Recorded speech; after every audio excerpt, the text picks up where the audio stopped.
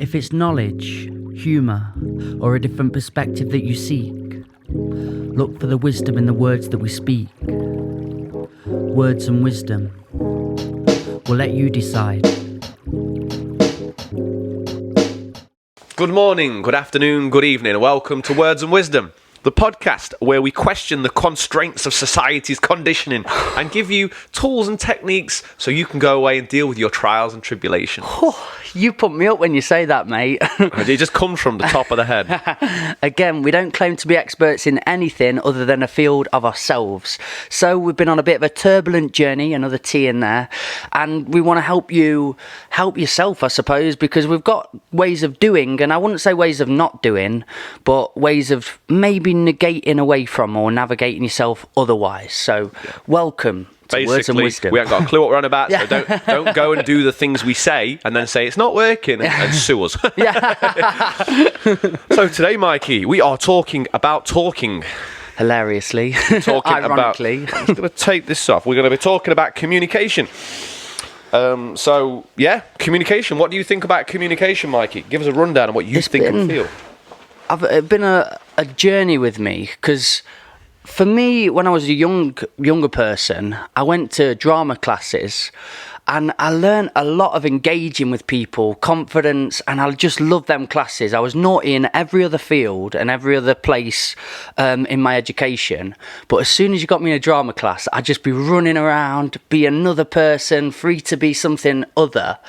And I really valued that. I picked up a lot of communicational skills. Sorry, you know what's funny about drama is I just had a thought then. You said you was being something other. The funny thing is with drama, it's almost like drama's the ticket where you can actually be yourself and do anything you want to do. Because we like this podcast is about is the constraints of society's conditioning. We're told to be this, and we're told to sit still, and we're told to do this. Drama, you can go and be yourself, but you just said that it's almost like a. And I was being myself though in them classes, but in a very different way, a more freeing way. And I was bullied all my life pretty much, and drama was the one class where people actually listened, and me being me, class clown, just being shouty, loud, everything you can imagine, but I was being applauded for it, and I was actually like, yeah, Mike is pretty funny for this, we respect him. So I went to drama classes after school, and that was the one thing you could really get me to engage in, and I really enjoyed it. But I think if you're a parent, send your kid to drama class, because the amount of skills you pick up on the way, through confidence, through, I suppose, networking in a certain way and just meeting people, but then being put on the spot, and now you've got to imagine this situation and that situation. So I gained a lot of skills, really, really good, wholesome skills. It's later on in my life where my communicational skills got a bit confused and I struggled a bit more, and I think it's because I was more in my head, and when I was meeting people I wasn't being flowing and myself. I was a bit worried about meeting people and connecting and what they're going to think of me, and all these anxieties started to arise because I didn't understand how to act in a more serious manner when people were talking of politics and the real world stuff. I was like, hello, I'm Mikey. I usually act like this. Anxiety is like effective communication is almost impossible when you are stuck in your head, which is anxiety basically. And we have done a podcast somewhere down the line, so go and watch that. But when you're stuck in here thinking about, say me and Mikey are having a conversation. I'm stuck in my head thinking, what's Mikey thinking about me? Mikey's looking at me in a certain way. I'm no longer listening to what Mikey's saying because I'm too busy having my own conversation about what potentially my perception of Mikey is and stuff. So you can't effectively communicate, because to effectively communicate, as we'll go into, you have to listen. You really have to sit and listen. And to listen is to completely be in the present moment and absorb the information, but not think about what you're going to say, or not think about what Mikey might be thinking. And so I was a self-proclaimed extrovert, and I think there was a side of my nature that liked to just be brash and out there and loud, but I was also overdoing it. And I was just everywhere, shouting out, talking over people, just being there, being a big presence. And I think I probably pissed a lot of people off doing that, to be honest. And I was exiled out of a lot of groups. And I just didn't understand why, because that's what had always worked through childhood for me. So I had to reposition myself and reconnect on how I'm going to be around certain situations and circles that I'm in. And I suppose in the last few years, what you just said then, the listening aspect is the biggest one for me. I was again, we've talked about substances in some of our podcasts and being with parties, so I'd overdo the substances because I just wanted to fit in, and I suppose they got me a bit more lax, but then I go too far. And I just had a really good conversation with a friend one day, and he's like, mate, you just need to be yourself, relax, but not maybe talk over people and not be a bit too much, because I was getting a bit emotional, like, why don't people want me there? So then he just said, really listen. And I said, I do, I listen. He's like, no, you just did it then. Really listen. And that is something that has really stuck with me. Here's the important thing about listening. If you're having a conversation with another individual, I read this in a book somewhere, and you're doing all the talking, and then you feel like you've had a good conversation because you've got to say what you want to say. We think we've had good conversations when we said everything that we wanted to say. So therefore, if you're communicating with somebody and you're trying to get to an outcome, which you usually are with a conversation, there's always some kind of outcome. Whether it's in sales, whether it's in relationships, whether it's in just trying to get to a point together, you're trying to establish that. So by listening, that person feels heard, so therefore they can go away thinking that person's a really good person. That was a really good conversation, even though you didn't actually say much. You just heard them out. Everybody wants to be heard. This is why we do podcasts. This is why we put stuff on Instagram. This is why we make videos. This is why we have opinions and points and we get into debates, because we just want to be heard. So like when you actually listen to people, you build up some respect and some rapport with that person. So therefore you can then influence that person, because if I'm listening to you, you go away. Zach's a really good person. So when I need somebody to listen to me, there is now more chance of you listening to me, because you in the back of your head, you remember that I listened to you. I respected your thoughts and opinions. So you therefore will respect mine. The problem is nowadays is we don't listen. And if we are listening, we're not listening. We're thinking about what we're going to say next. Yeah, that's a big one. You know when you're in a situation and you've made a true connection because there's been a balance of that conversation. You both sat there, you both taking it in turns, but bouncing with one another. You know when you've had them conversations where somebody's just bouncing with one another. Me and Mikey bouncing off each other. There you go. No, you filthy boy. That's for our Patreons. and that is the case for me, is when you've sat there with somebody and they've just nodded like a dog all the way through and like, yeah.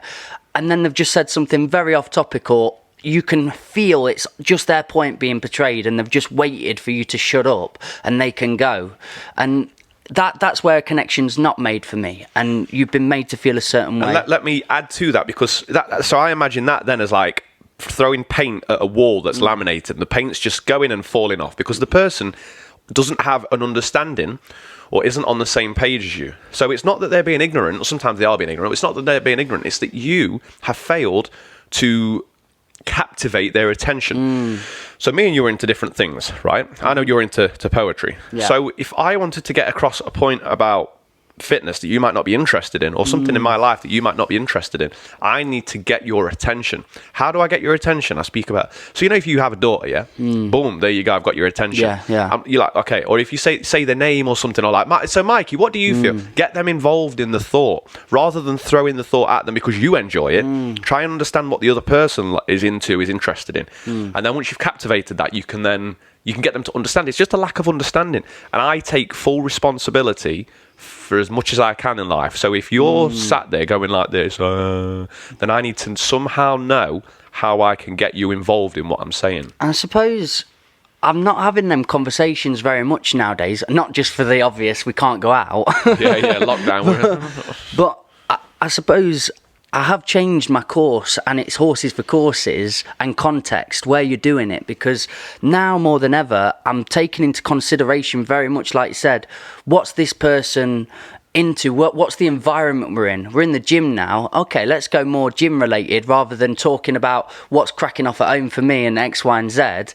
And it feels like a genuine, you're both in it together then. There's a vibe being created and you'll both feel valued in that vibe. Yeah, definitely. So it very much, and I think most things that we've ever spoken about on this podcast come down to context and come down to like what situation you're in, what the environment is, and how you hold yourself in that.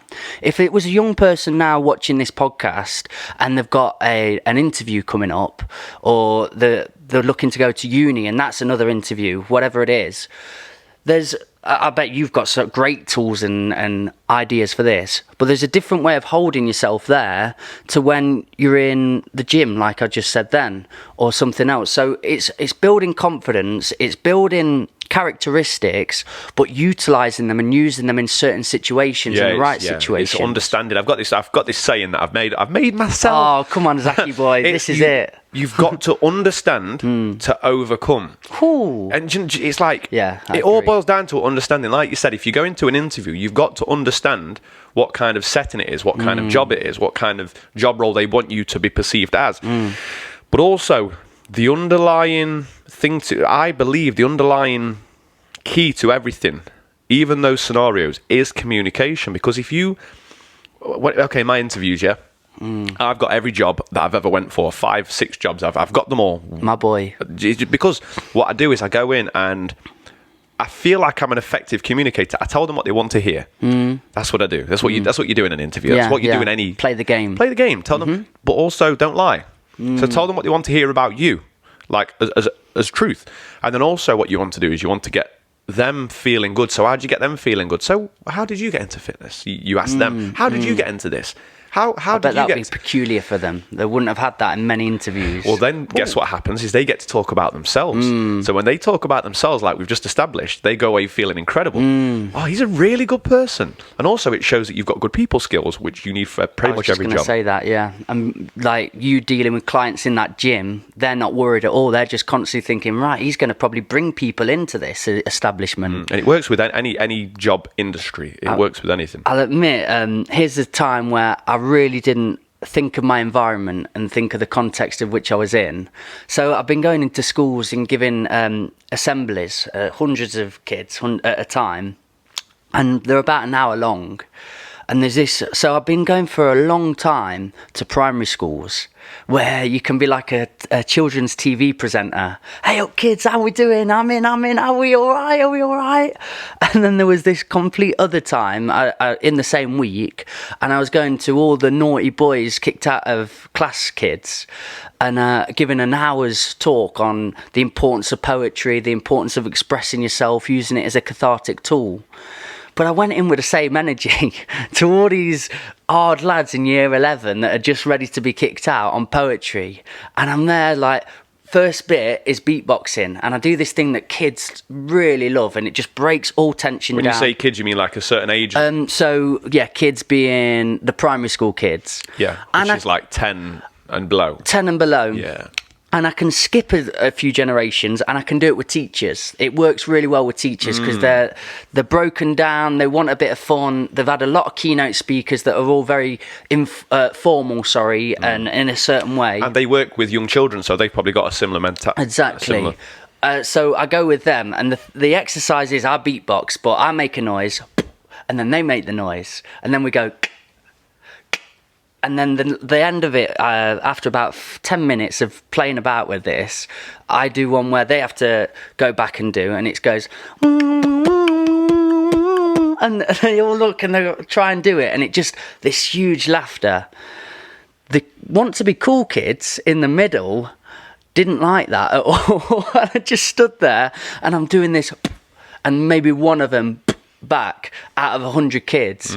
And in my head, I'm just like, this isn't going to work. So then I go through my ideas and going, what's going to work, as I'm in front of everyone for an hour.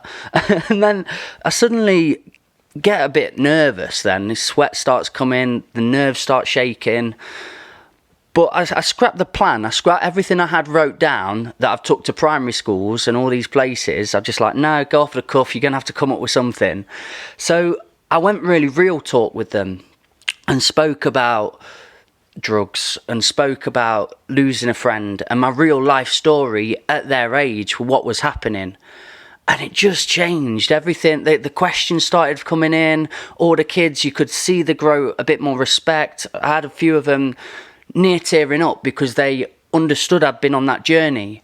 So having that communicational skills in my locker to go, right, what are these now? Where are we now? Yeah. And what can I deliver? So, that was a time I can really reflect on. And do you know what? Actually, being the person that provides teaching, shall we say, or coaching or help or assistance to groups of people, single people, but lots of people, lots of different genres of people, backgrounds, that sort of 100%. stuff. You pick up on these communication techniques because you have to. Because when you, for instance, when you're stood in front of a group of children and you've just gone, and then they're not making noises back, you go, oh, shit, right, I've got to think of something. Over. How can I, what do these people want? Same thing with personal training. This person wants to know how to change their body, change their life, but everybody wants it for a different reason. So, can I ask you a question on that? Have you had a moment where you've had to reposition yourself with a person or reposition yourself in a situation that you thought, this isn't quite working, I'm going to try something else I've got in the locker? I've not done, yes I have. I think with every single client, every individual client, because like you said, going from 10-year-olds and below to a group of cool kids in the teens, 16, 15, is a different dynamic. Well, I deal with individuals. So I've got, and in each individual is a different dynamic. A 50-year-old gentleman who has abused his body for 20 years and he's got a way, he's built up a belief that Friday nights is for wine and Saturday nights is for wine. But I'm trying to tell him that drinking's setting him back from his goals, and he's like, no, it's not that. I have then, and it took me, I'll give you an example. 50-year-old gentleman, what I've just explained, he was somewhat addicted to drinking in terms of not like an alcoholic, but his Fridays and Saturdays was his wine nights. But the thing is when you've got 700 calories in a bottle of wine and you're drinking 2 to 3 of them over a weekend, and then you're like, I can't understand why I'm not losing weight. Because you've got these excess calories. Now, for me to tell him straight up, he got quite defensive. It took me months and months. And do you know how I got him to stop drinking? No, how? I went in, I said, guess what I've done? He says, what you done? I says, I've stopped drinking. I feel incredible. I says, I'm losing weight. And then I switched the conversation so he didn't catch on that I was trying to influence him. And I did this over maybe a week or two. He came to me maybe 3 weeks later, 4 weeks later. He says, I'm cutting alcohol out, just to see if it works. So I couldn't tell him anything, whereas some people I can tell them and I can shock them into it. Yeah. I had to influence him. And that I think that's a huge part of when you want to change somebody or help somebody, is you have to influence them Be first. the change you want to see. Yeah. And I guess that's what you did with your cool kids, is you influence them because you says, look, I might be this happy, performer, but I'm going to tell you now, I've been through some shit, just like you've been through some shit. And now you've gained their attention, now you've gained the respect, and they can understand. It's like this interchangeable truth, isn't it? There's a truth, but it's not always for the same position. So being real, but real in a different setting. Yeah. And do you know how you was like a positive, you are a positive kind of entertainer, but for you to go in there like that, they're like, whoa, it's a different energy dynamic. But that was actually a positive, because you then let them know that you've also had a past of being depressed, psychosis. Yeah. So now they not only understand that you have been there, they understand that they can become more positive and they can improve their life because you've come in with that and then gone to that. Yeah. So it did actually benefit them and you. And through the conversations me and you have had together, I've got all them sides to me, and there is a truth of me that wants to just be like, Zach, I'm feeling this way today. Can we talk about this? Or there is a somber side to me. Yeah. It's nice to put on the front, because I do somewhat believe what you put out in the world, you reflects back onto you. Yes. And I enjoy smiley, happy, bubbly people. It comes to me sometimes at the gym and places I go to. I enjoy that. But when people aren't there to come to you and you've got to bring them to you, you do have to start repositioning them. Definitely. I do want to touch on what you've just said. That was a beautiful little thing. So it's so important, because we can give the wrong message here, and we can say, you've got to come across as positive all the time. I think, and it all boils down to communication again, you've got to communicate how you're feeling. Yeah, in all honesty. And at the same time as that, because communication is complicated, you've also got to communicate it in a way that's fitting for the other person, but not too negative. If I come to you, Mikey, and I'm having a bad day, and I go, Mikey, I'm fucking sick of this, and I'm fucking sick of that. I'm giving you an energy that's like, you've had, everybody who's listening has had this. When someone's come up to you and kicked off about somebody else, it feels gross. It's like, I feel like I'm being attacked. So if you are having a bad day, first of all, you ask the permission of somebody else. Now, this is getting into skills and techniques, but I'm having a really, really bad day. Do you mind if I talk to you? Now you've got their permission. Yeah, definitely. 100%. So that person is now in a receptive mode rather than you just going and attacking them. Yeah. They go, yeah, of course you can. Tell me what's up. And you go, I'm going to be honest, I'm having a really bad time. You're not attacking them. There's no anger. There's no loudness. They'll come down to your level. Then they can work with you. But if you go in at this level and they're at that level, well, we're not meeting. If I'm down here and they can be down here as well, you can meet in the middle and you can come up together. So, but also communicating how you're feeling. It's all about effective communication. I love what you said on that.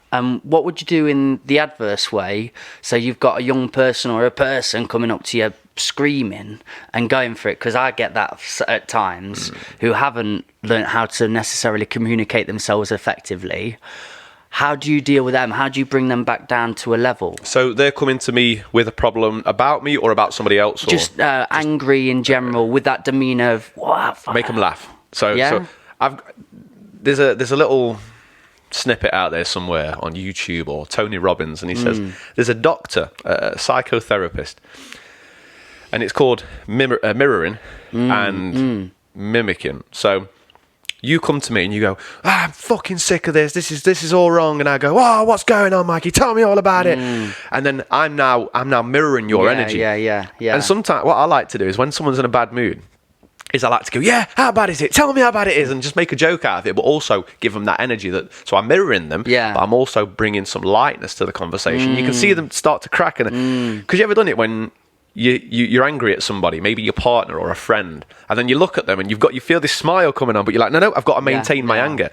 That's what you do to people. You just bring some light. Cool way of being, a good note to take. Every transaction, every conversation is a transference of energy, which is why you can walk away from conversations feeling drained, because you've taken all this bad, negative, toxic energy, or they've taken it out of you.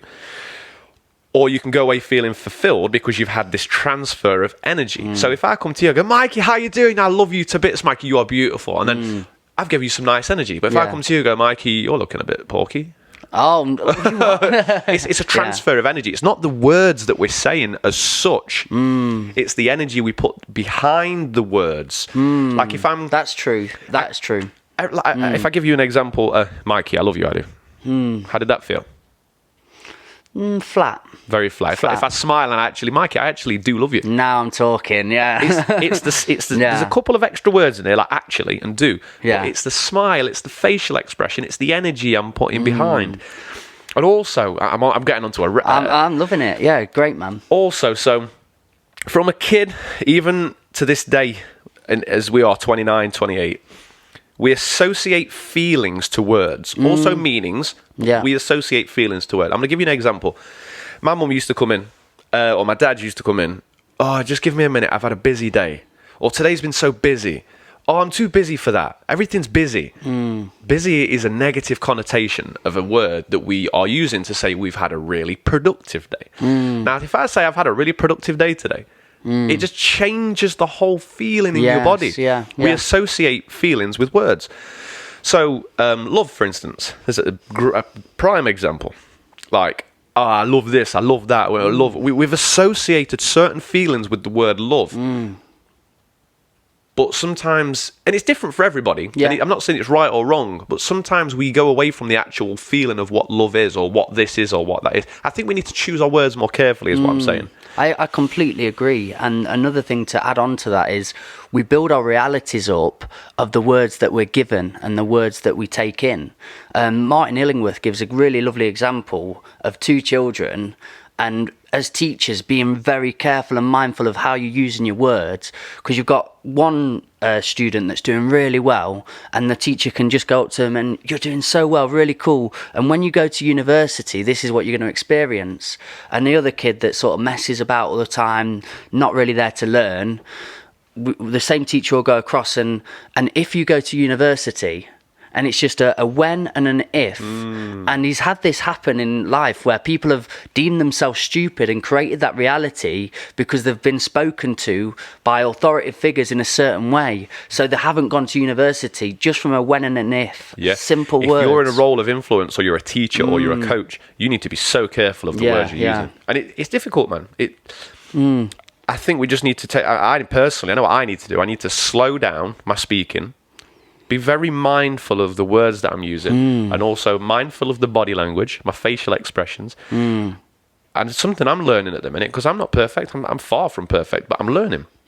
Is the tone. Is the tone of voice I'm using. So instead of, if I'm in a bad mood, instead of going, fucking hell, this is wanker, it's like, try and lift the tone up a bit. It's like, how can I give an example? So I'm having a really bad time. Like, I'm having a bit of a bad time today. It's like, make it a little bit lighter. Yeah. And then I love what you're saying with cadence and tone. I think some of the best people to watch how they communicate effectively are comedians. Watch them on a stage, but it's picking them words perfectly with the right energy, with the right cadence and right tone at the right time, and just watch what it does to an audience when you see somebody in flow and doing it really well. I had it on here once, and this guy is so funny, very dry humour, but he didn't really swear very much. And then something happened out there. I can't remember exactly what it was, but he swore in the most perfectly timed manner. As somebody who doesn't swear very much, and he said it in the perfect way, he went, fucking hell. Like, do you know what I mean? And everyone turned, we saw who it was, and we're just absolutely creasing.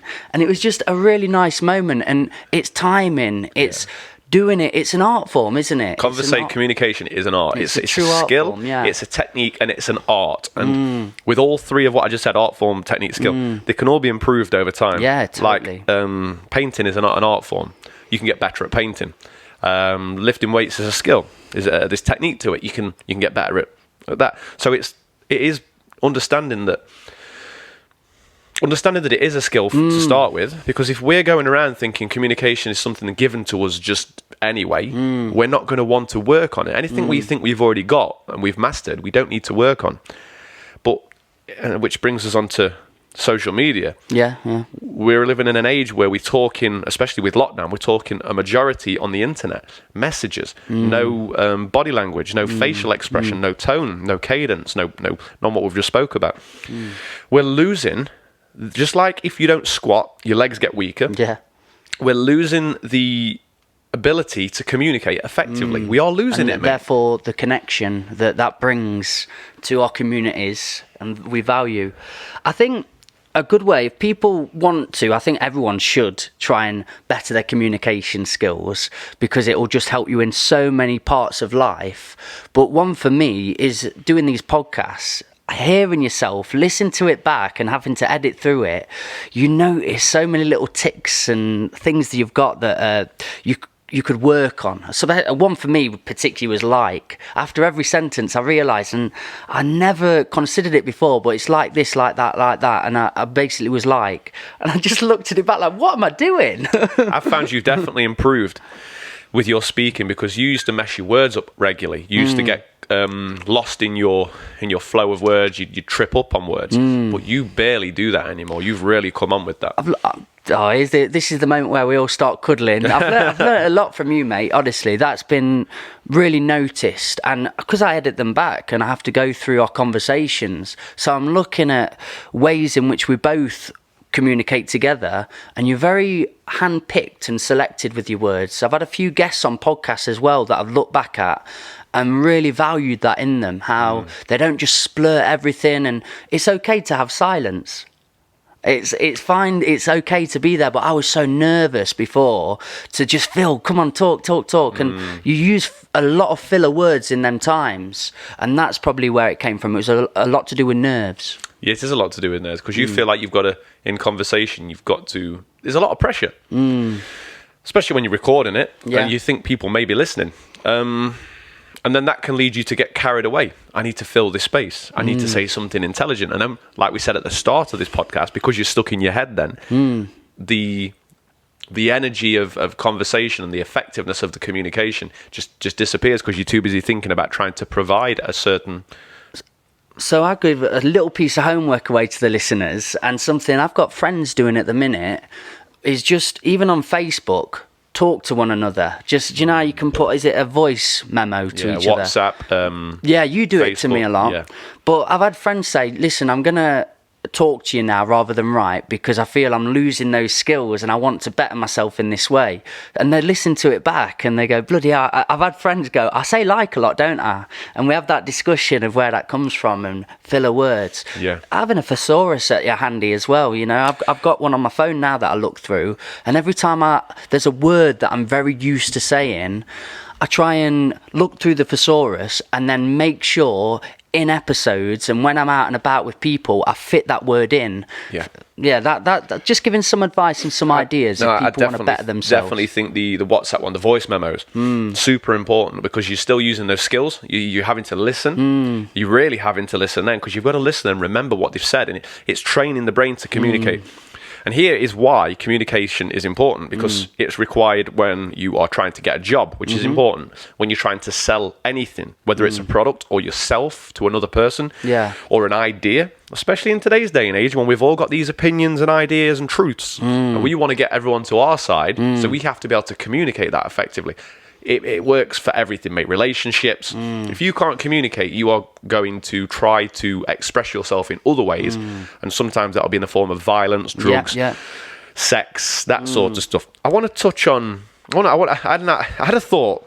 Yeah. It really hurt. I had a nosebleed. My ears started bleeding. Like, it was one of those thoughts. Yeah, smoke coming up. Hair was falling out. Yeah, we're not recommending that you do any thinking for yourself, guys. Look to your government for thoughts. I just dropped that one. No, so basically, how do you... Okay, when you put letters together to get a word, that's spelling a word, isn't it? So you're making a spell.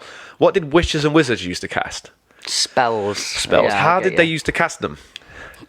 Giving curses? Is it? Well, words. Yeah. Words. So they'd say, Wingardium Leviosa.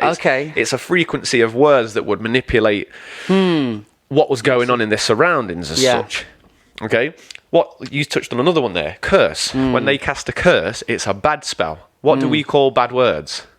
Curse words. Curse words. So when you put a curse on someone, you call somebody a name or you say something negative to somebody. It doesn't have to be the word, but the energetic behind that. Because I can call you, you chubby little bugger. Or I can go, you chubby fucker. You know? Yeah. There's a different word at the end, but there's also a different energy coming through there. Mikey's going to go away and cry today. I've called him. 100%. You know what I'm saying? Yeah, I'm with you, man. Anyway, 100%. So maybe somewhere along the lines, witches and wizards, as we perceive them as these magical casting beings, maybe they were. What if there was like, because they used to burn witches and stuff like that, didn't they? What if witches and wizards were people that just spoke out against the society, probably was the case, to be honest, or going against the norm, but speaking it out like Jesus did. Jesus spoke out against what was going on, whatever, with all the Romans and killing the children and stuff, and they decided to kill him as well. And I just had, do you know what I'm saying? Yeah, I do. I completely get what you're saying on that premise. How would you align yourself with that? Would you say don't speak out? Where was that running towards? Be I think aware. I don't know where that's a topic that I've. That was one of them. Let's get high and go down a real rabbit hole. What I wanted to say there was witches and wizards use spells to manipulate the surroundings. You can do the same with your choice of words. So like I can make you happy by saying things in a nice way and giving you compliments, real compliments. That's a spell I've just cast on you because you go away with a feeling. So that is magic, mate. In my opinion, that is magic. I like what you concluded that round to, because I lived, when I was in Australia, the one word I've been told from my mum, and I've said it before and I got a big slap in my face, it really hurt, but it was the C word. I dropped a C-bomb. I went to Australia And you can't walk down the street without hearing it, but it's in the loveliest, friendliest fashion, and you're a top can, mate. You know what I mean? You're and a top can, they're having this real nice connection with it. So we've attached curses to words as well. We have, as a tribe, as a society, decided and deciphered, this is good, this is bad, this is good, this is bad. I had a dad, though, that let me swear as a kid, really. And I do swear a lot. And I know that offends some people, so I won't do it in certain situations and settings now.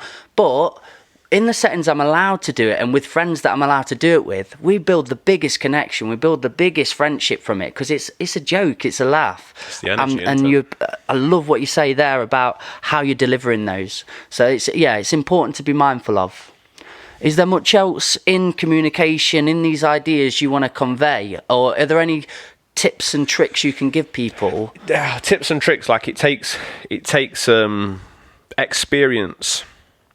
There's so many tips and tricks out there, but go out and experience conversations. That's how you learn. Just have conversations. Be thoughtful while you're in conversation. Be thoughtful while you're in conversation. There's so many tips and tricks, but like instead of going to self-service scanners, go to the people checkouts. Go out your way to have conversation, and make sure that with as many as you can, with as many interactions as you can, leave that other person feeling like they've gained something out of it. So when you're at the checkout, like, I like your hair, or how you doing? Well, try and actually have a conversation. Don't get trapped in society's passive conversation that we're all trapped in, the dance that we all play. Yeah. Cold outside, rubbish in it, and you go. I worked in a cafe for a while, and I just try and trip people up, because I got caught up in it, and I was very mindful of when I was, because I'd be saying stuff that I didn't agree with. Especially Christmas time. I love Christmas, but it'll all be bloody rubbish time of the year, innit? Yeah, shocking. I hate it as well. No, I don't. Yeah, you're just going along with the... And just like trip them up at times, and think about how you can make them alter that opinion, maybe. And it's like, it's nice when family or whatever, just give them a little bit of a trip up. And then that really did work for me in cafes, and I get good tips. Definitely. There's so many things out there, Mikey, but I would suggest reading the book How to Win Friends and Influence People. That's a beautiful book. I read it at least every year. I need to read it this year, but I'm still on a couple of books. But I read it every year at least once. What's the book called, sorry? How to Win Friends and Influence People. I've heard of it, yeah. By someone that wrote it. There's another one as well that I'm reading at the minute called Jelly Communication. Jelly? It's really good.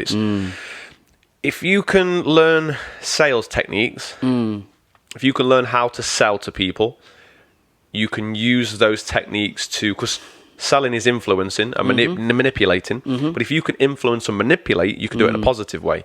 And you will have so much more fulfilling interactions. And just on the other side of that as well, if you're knowledgeable and you feel yourself with this information, you can hear when people are doing that to you. And it's good to have both sides of the fence catered for. I've had it, these guys the other day, you know the story, but they're offering me a telly and everything, and I'm just panicking. I feel back in my olden shoes where I'm like, right, this is a good opportunity. But he was using very clever techniques of pressure and putting it on me to try and make me buy this telly. And if you can be mindful of how he's expressing himself and what he's putting forward, you can sort of shut off. Very good point there, mate. Very good point there. If you can understand, you can overcome. It's great, mate. You should we need that wrote down somewhere. It's beautiful. The trademark. Don't you dare steal, man. I don't think there's enough people that watch this podcast that will actually go away and steal that. Anyway, I've got another quote that I want to end this on, mate. And that is, I found it and it's beautiful. The single biggest problem in communication is the illusion that it has taken place, by George Bernard Shaw. And I do want to just touch on that, because what I got from that was sometimes we can have a conversation in which, or we can communicate something how we feel, and we think, that was communicated effectively. And like you say, the other person can go, just like you did with the telly, yeah. Oh yeah, I'll take that. Or I agree.